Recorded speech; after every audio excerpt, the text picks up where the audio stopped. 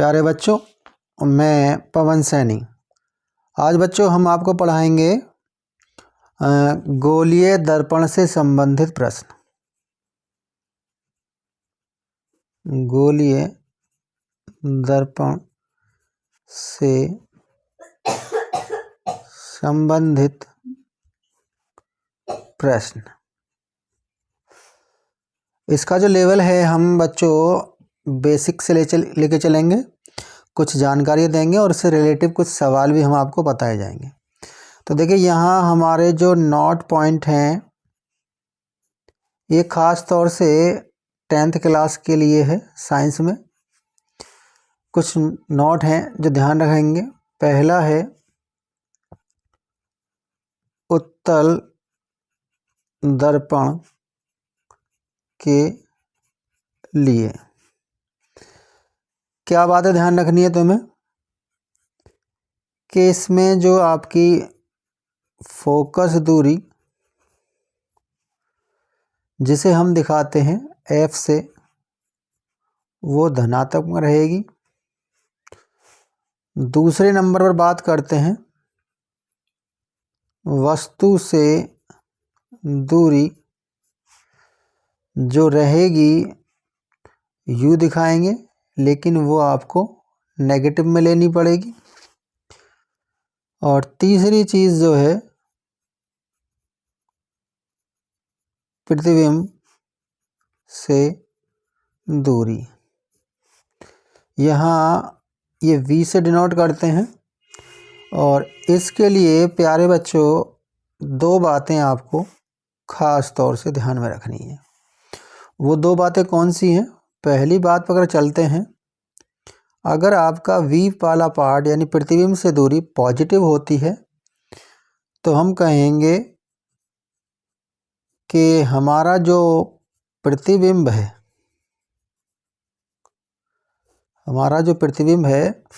वो दर्पण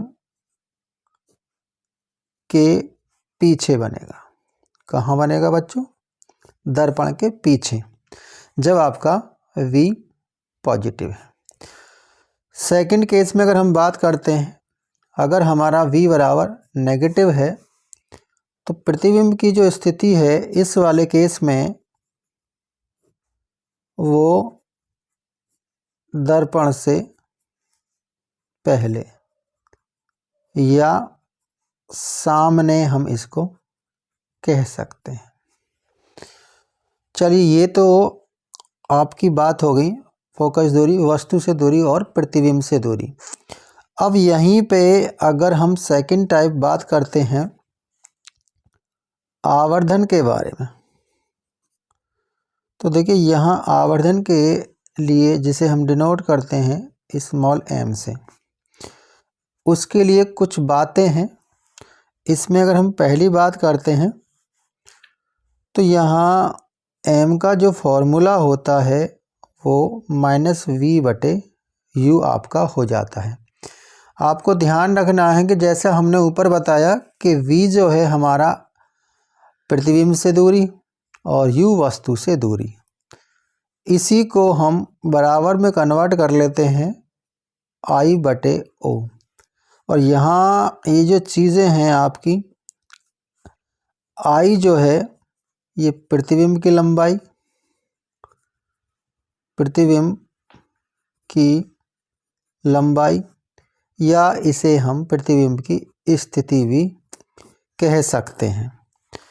दूसरी बात कर लेते हैं O के बारे में, तो ये वस्तु की लंबाई होती है। अब देखिए यहाँ दूसरा केस आवर्धन का आपको समझना है कि मान लीजिए m आपका पॉजिटिव है तो ये हमारा आभासी प्रतिबिंब होगा। और यहाँ आभासी प्रतिबिंब अगर देखते हैं तो हमेशा सीधा बनता है।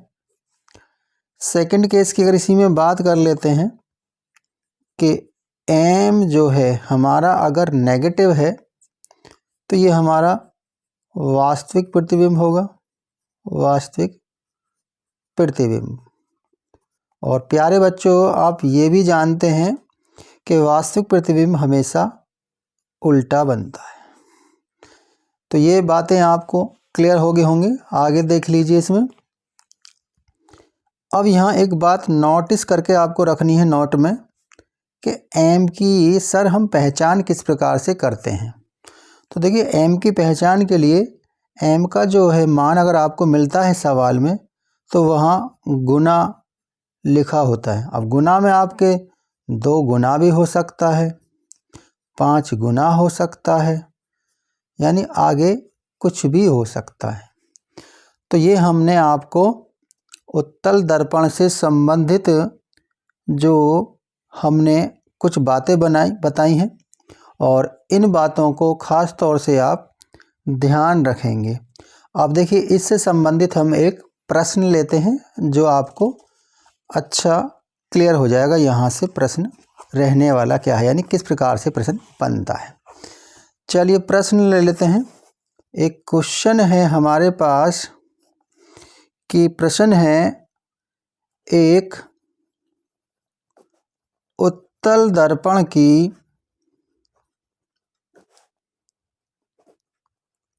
फोकस दूरी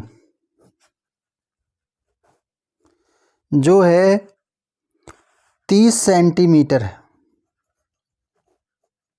30 सेंटीमीटर है। कितनी है बच्चों? 30 सेंटीमीटर। अब आगे क्या कहता है? दर्पण के सम्मुख 5 सेंटीमीटर लंबी 5 सेंटीमीटर लंबी वस्तु दर्पण से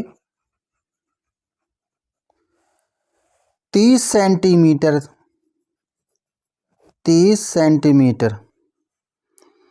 की दूरी पर रखी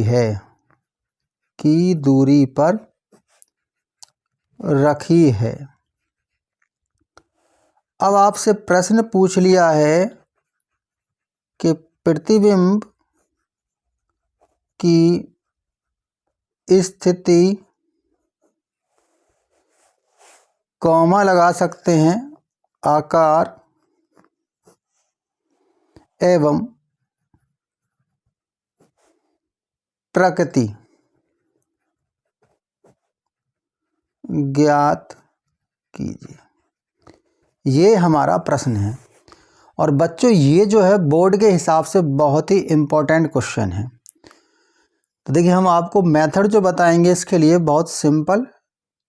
तो आप आंसर करने से पहले बच्चों ध्यान रखें, जब भी आप सॉल्यूशन करते हैं किसी प्रश्न का, चाहे वो विज्ञान हो या गणित हो, तो प्रयास ये करें कि जो मान आपको दिया गया है उसे आप पहले नोटिस करके लिख लें।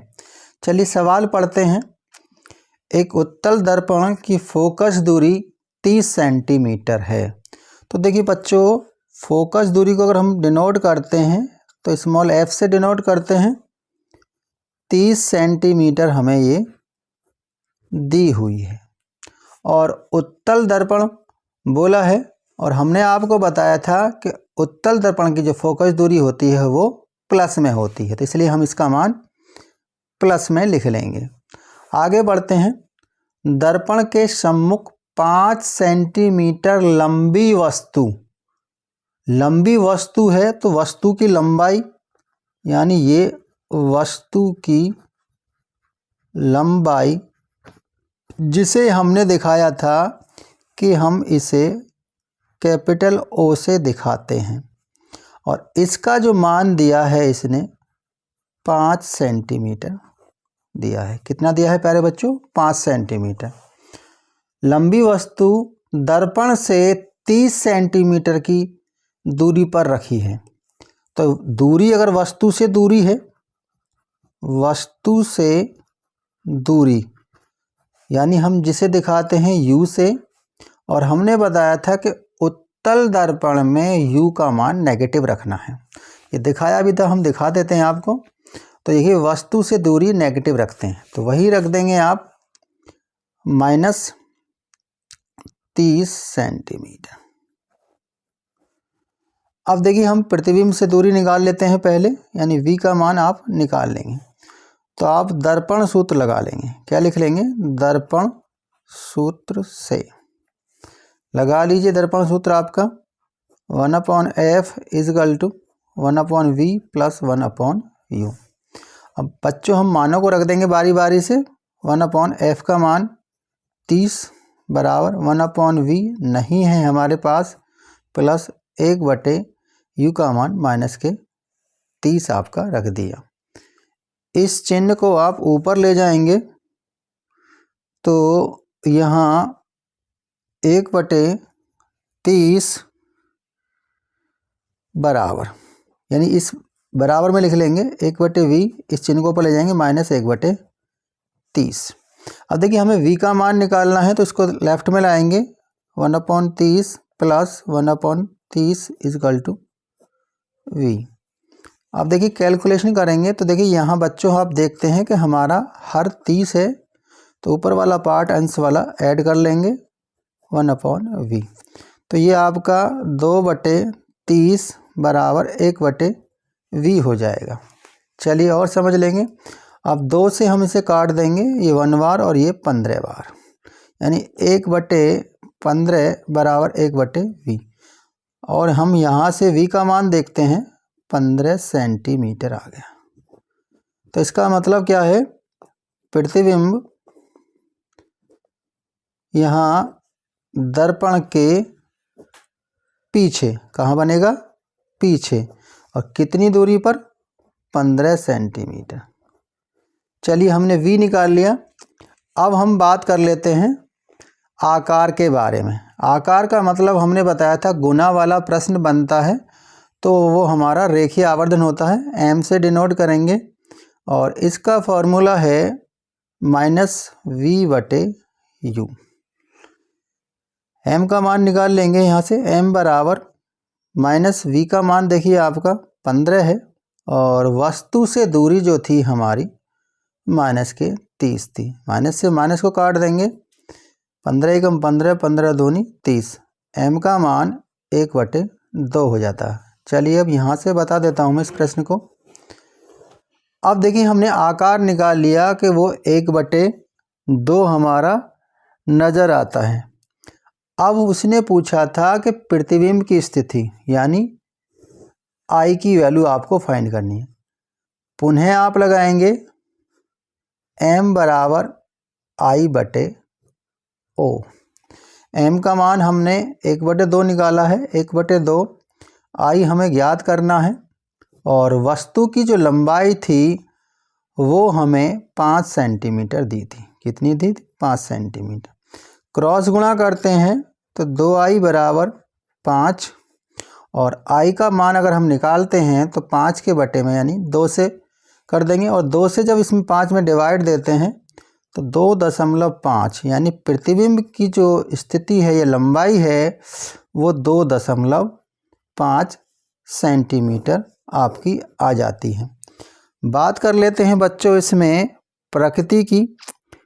तो यहाँ प्रतिबिंब जो होगा, ये मैंने पहले भी लिख दिया है कि वो दर्पण के पीछे, कहाँ होगा? दर्पण के पीछे। और m की वैल्यू कैसी है हमारी? पॉजिटिव, तो ये आभासी होगा। कैसा होगा? आभासी होगा। तो आशा करता हूँ बच्चों वीडियो आपको अच्छी लगी होगी। अगर वीडियो अच्छी लगती है तो लाइक, कमेंट, शेयर जरूर करेंगे।